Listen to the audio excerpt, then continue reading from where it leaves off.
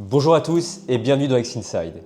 Ici, on ne s'arrête pas aux apparences. On prend le temps de découvrir ce qu'il se passe vraiment de l'autre côté.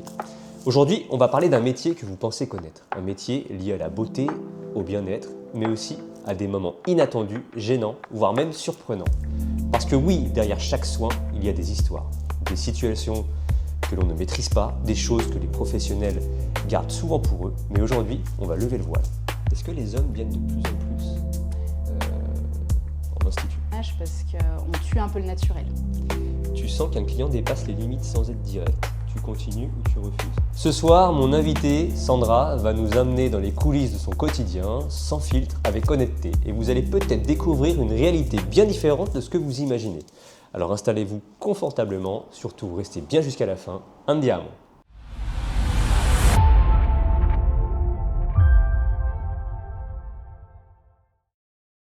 Bonjour Sandra. Bonjour Salvatore. Comment vas-tu? Je vais bien, je te remercie et toi? Ça va, super, merci. Est-ce que tu peux te présenter s'il te plaît? Oui, alors je m'appelle Sandra Debona, j'ai 37 ans, je suis aixoise et je travaille justement sur Aix-les-Bains en tant qu'esthéticienne. D'accord, où on peut te trouver où du coup? Alors dans le salon de coiffure Christelle à Aix-les-Bains, 11 rue de Chambéry. Ok, donc juste en bas, en face du Léopold. Voilà, c'est ça. Ok. Et depuis combien de temps tu es esthéticienne du coup? Alors je suis diplômée depuis juin 2013 et à mon compte depuis juin 2020. Donc ça fait 13 ans que tu es diplômée et 6 ans que tu es à ton compte. C'est ça. Ok, et pourquoi tu as choisi ce métier? Alors j'ai toujours été passionnée par le maquillage, tout ce qui est côté esthétique, artistique et aussi le contact avec les gens. Alors c'est assez étrange parce que je suis de nature réservée et timide depuis petite. Mais j'ai commencé par danser en fait quand j'étais jeune. Donc ça m'a apporté quelque part ce côté contact. Ça t'a un peu ouvert aux autres. Voilà, grâce à la musique, me connecter vraiment à mon essence, prendre un petit peu le devant et la place aussi par rapport en fait, aux personnes autour. Avec de la compétition un petit peu, etc. Et avant donc l'esthétique, j'étais dans le commerce, donc aussi ça m'a apporté un petit peu une approche. Est-ce que tu danses encore du coup? Je danse encore et j'enseigne dans une association d'ailleurs. D'accord, sur Aix-les-Bains aussi? Sur le Vivier du Lac, d'accord. Juste à côté. Donc là on va parler un peu de ton métier au quotidien. Est-ce que tu peux nous expliquer à quoi ressemble une journée type pour toi? Alors une journée type, il n'y en a pas vraiment parce que ça peut être très aléatoire. Ça dépend aussi des rendez-vous, ça peut être des journées assez chargées. Alors quand je dis chargée, c'est en fonction aussi de mon énergie, parce que je me connais assez maintenant avec l'expérience. Du coup, je sais par exemple si j'ai 2-3 massages, c'est le maximum en massage que je peux faire dans la journée pour pouvoir en fait après organiser mon emploi du temps en fonction de ça. Et tu commences à quelle heure du coup le matin à peu près? À peu près 9h30, 10h. D'accord. J'ai rarement de rendez-vous très tôt. Et après, c'est vrai que ça peut se remplir en fait entre midi et 2. Et après, plutôt en fin de journée. D'accord, oui, parce qu'avec le travail, l'après-midi, il est après le travail. C'est ça. Quels sont les soins que tu réalises le plus souvent? Alors là, en ce moment, ça reprend sur la beauté du regard. Donc j'ai une spécialité en fait en rehaussement de cils. Donc c'est le Korean Lift de chez Yumi. Donc c'est une marque française, mais qui reprend le protocole en fait coréen, qui est de lifter les cils. Vraiment, on part sur le cil naturel et on vient accentuer ce rehaussement en fait et la teinture qui permet de déployer et agrandir le regard. Donc le lifting, c'est ce que tu dis, c'est agrandir le cil. Voilà, on vient lifter le cil à la base en fait et on s'adapte bien sûr à la morphologie en fait de la cliente, la paupière, la longueur de cils pour trouver la bonne courbure. Exact. Et c'est ça que tu fais le plus souvent? En ce moment, c'est ça que je fais le plus souvent avec aussi les ongles. Donc j'utilise une marque qui s'appelle Calgel. C'est un gel en fait qui prend vraiment soin des ongles en même temps, qui respecte en fait la nature de l'ongle. Et ça c'est vraiment génial parce qu'avec le fait de faire les ongles en fait de façon régulière, ça peut altérer à force. Moi j'y connais rien, mais voilà. quand tu passes le vernis, du coup tu mets déjà ce gel avant pour protéger l'ongle? En fait, je me sers vraiment du gel sur toute la prestation. C'est vraiment la marque, donc elle a son gel, un gel transparent. Donc on vient galber l'ongle. On peut aussi faire des rallongements. Et aussi donc choisir la teinte appropriée. Et à la fin, au lieu de mettre en fait quelque chose qui vient briller, on peut le faire sur les couleurs claires, mais sur les couleurs foncées, on vient mettre une couleur transparente et qui permet en fait de respecter l'ongle et les différents échanges en fait de l'ongle avec l'extérieur au niveau d'oxygène et des toxines. Enfin, voilà, c'est un peu plus technique après, Ouais, mais on va dire voilà, en résumé, ça respecte l'ongle. Au niveau des saisons, par exemple l'été, l'hiver, avec le tourisme, est-ce que ton travail il change selon les saisons? Ça va changer. C'est vrai que là où on est impacté sur Aix-les-Bains, c'est en fonction aussi des cures thermales, donc qui reprennent à partir de février. On le sent, le petit creux après les fêtes, le mois de janvier, c'est toujours très calme. Et après, c'est vrai qu'avec les cures, ça apporte quand même une certaine clientèle. Voilà, moi j'essaye aussi dans le salon de dynamiser un petit peu par rapport en fait aux soins que je fais, essayer d'être un peu à la page de ce qui se fait aussi en ce moment. D'accord, et tu m'as dit tout à l'heure que tu faisais aussi le mariage.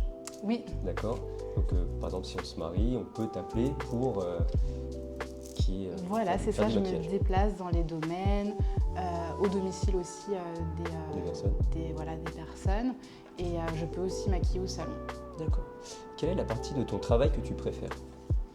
Alors, la partie, c'est le côté artistique avec le maquillage, le rehaussement de cils aussi, j'ai parlé.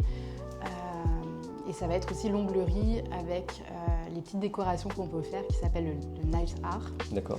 Et ça, c'est vraiment, je prends vraiment plaisir en fait à créer et à décorer un peu. Et à décorer, c'est vraiment. Tu peux mettre des étoiles, tu peux mettre des.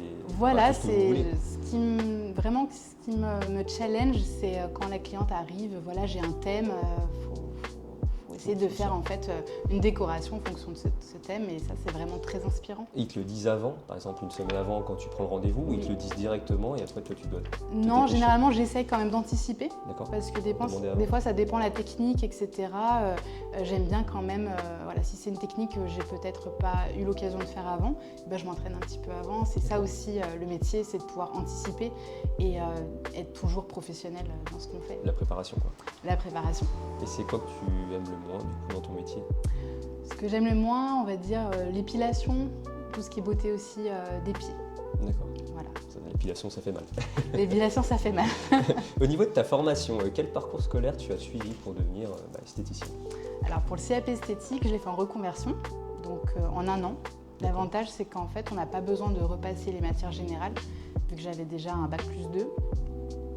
Et on a 12 semaines de stage en fait, pendant cette formation. Tu fais beaucoup de pratiques. Beaucoup de pratiques, toutes les vacances en fait, généralement scolaires, on faisait des stages.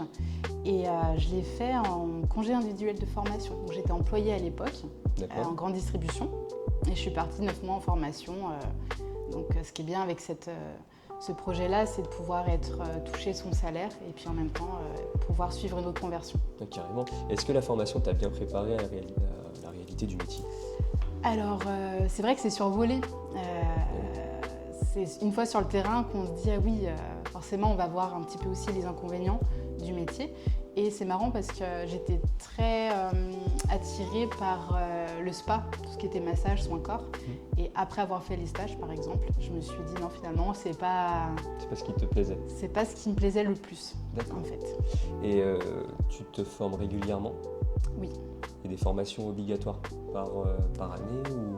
Alors avant, ouais. J'avais des formations obligatoires parce que j'avais 2 prestations en fait qui demandaient à passer des formations aussi tous les 2-3 ans parce que ça avait une date en fait de péremption, on va dire. D'accord.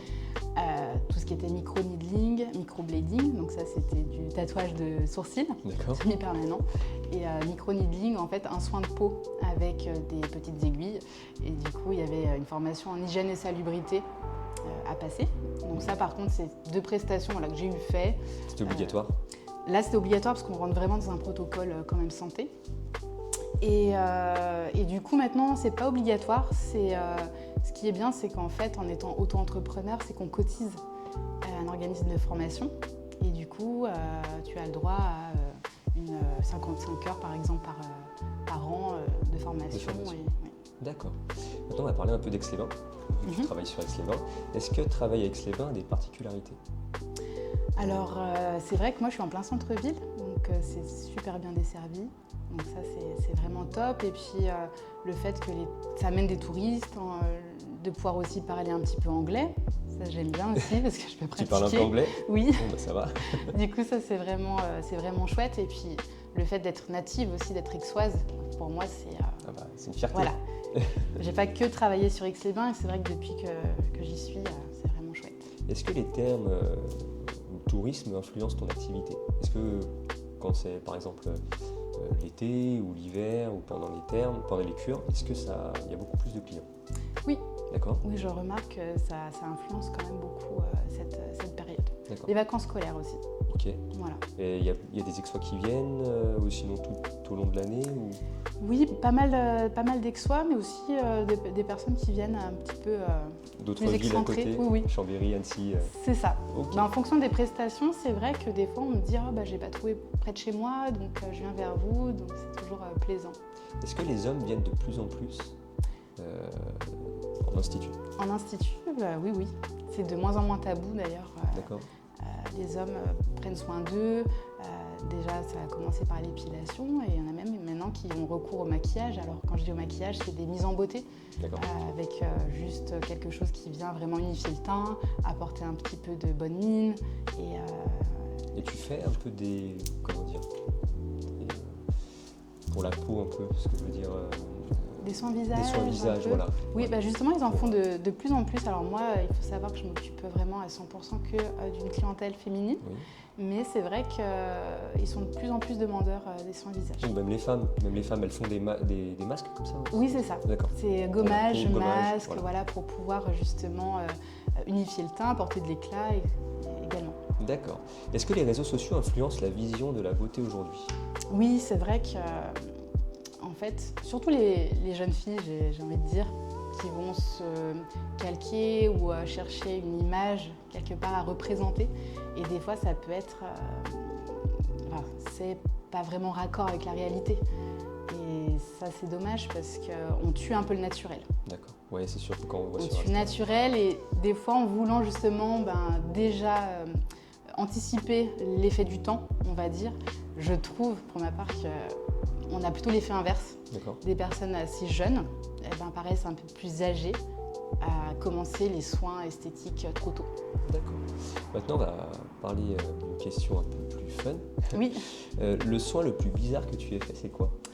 Alors, le soin le plus bizarre, je n'étais pas au courant. En fait, j'avais 2 clientes qui attendaient en salle d'attente. D'accord. Donc, j'ai commencé à en prendre une en charge. Donc, c'était pour une beauté des mains. Et puis, c'est vrai qu'elle me posait sans arrêt les mêmes questions. Donc, au début, je me suis dit qu'il y avait peut-être un problème. Et c'est vrai qu'après, je me suis rendu compte qu'elle avait Alzheimer. D'accord. Sauf que je n'avais pas été prévenue. Donc, sur le moment, ça a été très dur de prendre en charge parce qu'il y a eu beaucoup d'insultes. Il a fallu que je garde mon sang-froid. D'accord. Donc, elle a voulu sauter de la table parce qu'il faut savoir que je suis quand même assez grande. Donc, j'ai monté la table électrique assez haut. Okay. Et là, elle voulait tout de suite descendre. Elle m'a dit, vous n'êtes pas une esthéticienne. Ouais, elle est partie dans un délire. Elle est partie, voilà. Et j'ai compris assez vite qu'elle avait Alzheimer ou du moins un souci au niveau cognitif. Et après, quand je me suis occupée de sa sœur jumelle, c'était pareil. Et c'est la nièce qui les avait apportés, sauf qu'elle était partie une course, pendant tout le temps des prestations, donc D'accord. Je me suis retrouvée toute seule à gérer. Oui, du coup, t'as pu et ça a été très compliqué. Donc à la fin, elle m'a dit oui, j'ai omis de vous le dire. Ouais. Je dis ça aurait été sympa après quand même 2 heures. de rester, au moins de rester ouais, pour le dire, dans l'institut. Parce que normalement, il faut savoir qu'en esthétique, c'est des personnes qui sont formées pour en fait gérer ce genre de clientes. Parce que ça peut arriver. Et ça dure combien de temps un soin en moyenne? Un soin pour bien se détendre, 1 heure, je dirais. Voilà, on peut faire des soins express de 30 minutes, mais si on veut vraiment avoir ce lâcher prise, parce que certaines clientes mettent du temps à lâcher prise, à se détendre, donc du coup, bien 1 heure. Il faut bien 1 heure. Ok. Alors maintenant, d'habitude, on fait mytho-réalité. Là, on va changer, on va faire tu fais ou tu refuses. Oui. Je vais te poser des questions et tu vas me dire si tu fais ou si tu refuses. Ok.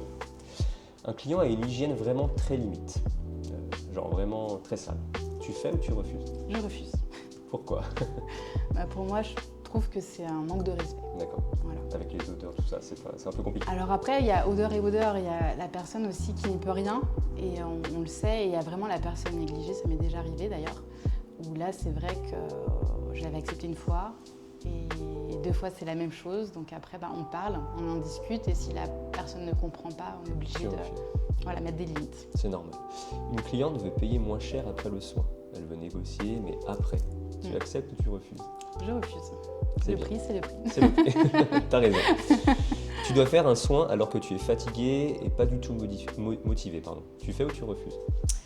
Je fais, parce que en fait, généralement, pour reprendre un petit peu ta question, ça arrive pas, à part si vraiment je suis malade, ou là je préfère en fait dire à la cliente, je suis franche, et je lui dis, là je me sens pas, je suis vraiment fatiguée, je peux pas vous prendre. Voilà. C'est déjà arrivé que je sois malade, mais ça, je le savais la veille pour le lendemain. D'accord. J'essaye d'organiser mes journées pour justement avoir l'énergie nécessaire pour pas que ça arrive. Donc voilà. Tu sens qu'un client dépasse les limites sans être direct. Tu continues ou tu refuses? Je refuse. Très bien. Pour finir, quel conseil donnerais-tu à quelqu'un qui veut devenir esthéticien? Alors je dirais de suivre en fait sa passion. Si on est animé par le maquillage, par le soin visage, de ne pas hésiter à faire des intégrations dans certaines entreprises, donc notamment en spa, en parfumerie, voir en fait ce qui nous plaît le plus. Parce que moi, il faut savoir que mon CAP esthétique, ce qui m'a vraiment motivée de faire cette reconversion, c'est parce que je voulais travailler en parfumerie à la base. Donc j'étais commerciale, j'avais cette formation dans le commerce. Avant l'esthétique, mais du coup il me manquait le CAP esthétique pour vendre du parfum, des prestations esthétiques en fait. Et en parfumerie on a aussi le coin institut, donc c'était non négociable, il fallait le CAP.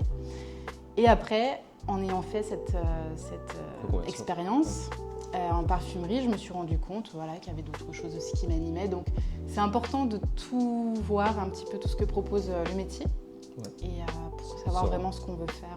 Se rendre compte même des côtés un peu moins bien. Voilà, c'est ça. Parce qu'il y a toujours ce côté un petit peu paillettes, c'est beau, etc. Mais il y a aussi les inconvénients, gérer l'humain aussi. Ça, c'est pas... Voilà. C'est difficile. C'est difficile. Donc, on peut te trouver avenue de Chambéry. C'est ça. En face du Léopold. Donc, c'est un cabinet, c'est un salon de coiffure. C'est ça. Donc, qui est coupé... côté esthétique et côté... Voilà, il y a un petit meuble en fait qui nous sépare, on est tous ensemble. Ouais. Donc j'ai 5 collègues et du coup j'ai mon côté en fait à l'étage, mon coin onglerie, maquillage et épilation visage. Et ensuite au sous-sol j'ai aménagé depuis 1 an un espace esthétique plus pour les soins. D'accord. De toute façon tu as un compte Instagram. Voilà, c'est ça. On te mettra en collaboration et puis comme ça ils ont tous tes coordonnées. Tu veux dire bonjour à quelqu'un? Passer un petit coucou? Oui, je vais faire un petit coucou en fait à l'équipe de chez Christelle Coiffure. D'accord. Voilà. Comme ça ils se reconnaîtront. Merci beaucoup. Merci à toi Salvatore. Merci.